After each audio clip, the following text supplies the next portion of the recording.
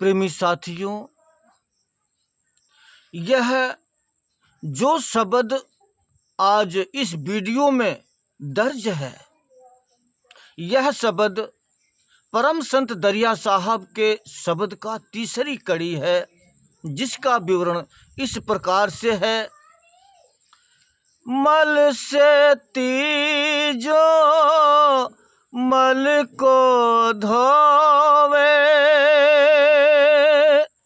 सो मल कैसे छूटे।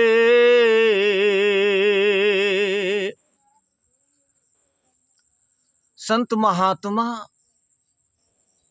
हमें हर मोड़ पर समझाते हैं, हर स्थान पर समझाते हैं कि भाई, वाणी तो कहती है कि साध संग और राम भजन बिन काल निरंतर लूटे, यानी राम का भजन करने के बगैर काल हमें लूट रहा है। मगर अब वाणी कहती है कि हमें काल से बचना चाहिए था। मगर इस वीडियो में जो वाणी कहती है कि मल सेती जो मल को धोवे, सो मल कैसे छूटे, यानी जो मैल जो नाम की कमाई से उतरना था, उस परमात्मा के जो अनाम रूपी जो निह अक्षर नाम है, उससे जो हमारी मैल उतरनी थी, क्योंकि वो जो नाम है उस मालिक के दरबार से आ रहा है।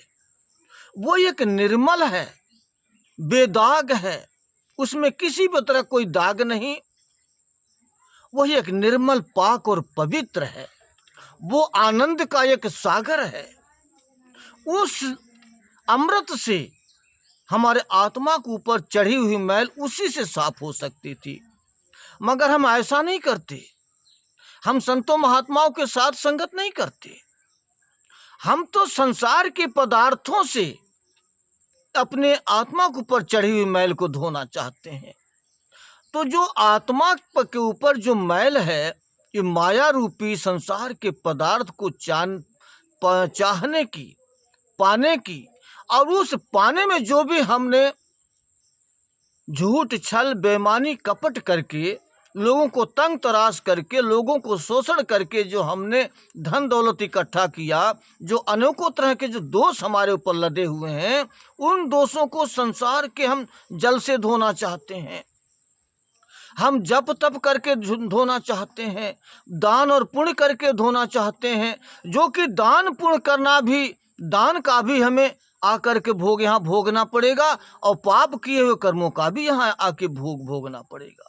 ना ही हमें दान ही निकाल सकता है संसार से, और ना ही हमें पाप किया हुआ निकाल सकता है। संसार की वस्तु कोई इतनी पवित्र नहीं, किसी वस्तु में उतनी ताकत ही नहीं कि कोई वस्तु हमारे आत्मा को मैल को छुड़ा सके। तो फिर मल यानी कि कीचड़ से ही कीचड़ को हम कैसे धो सकते हैं जब तक निर्मल पानी ना हो।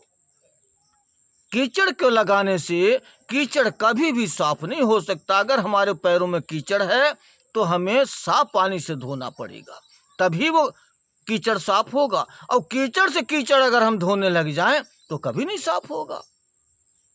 क्योंकि यही तो कबीर साहब ने समझाया कि जाका गुरु ग्रेही है, चेला ग्रेही होए, और कीच कीच से धोते दाग न छूटे कोई। यही साहब समझाते हैं कि जो सतगुरु ही अधूरा हो, उसे संसार के पदार्थों का ही वो ज्ञान रखता हो, ये वेदों पुराणों ग्रंथों पोथियों को पढ़ करके कर्मकांडों का ही ज्ञान रख रहा हो, और वो आत्मा की मैल उतारने की बात कर रहा हो, तो कैसे हो सकता है जब उसको उस सतलोक का ज्ञान नहीं, उस नाम का ज्ञान नहीं, उस अमृत का कोई उससे मुलाकात नहीं, कुछ दर्शन दीदार नहीं, तो वो आत्मा की मैल कैसे छुड़ा सकता है।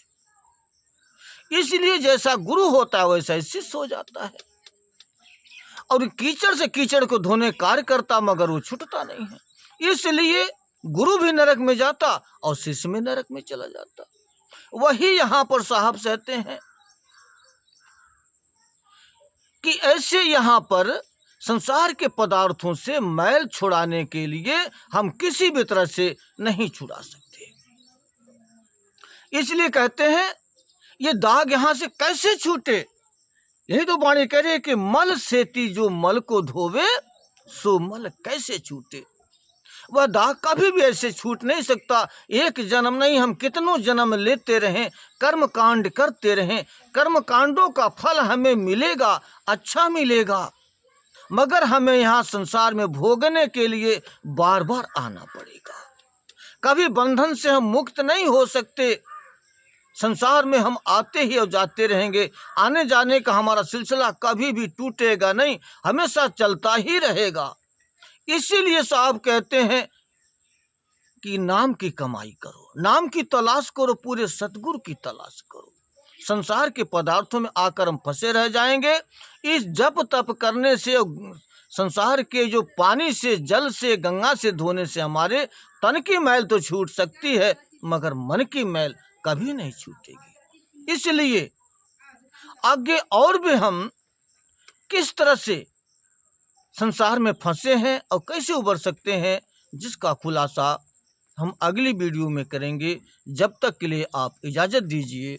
धन्यवाद साहिब बंदी।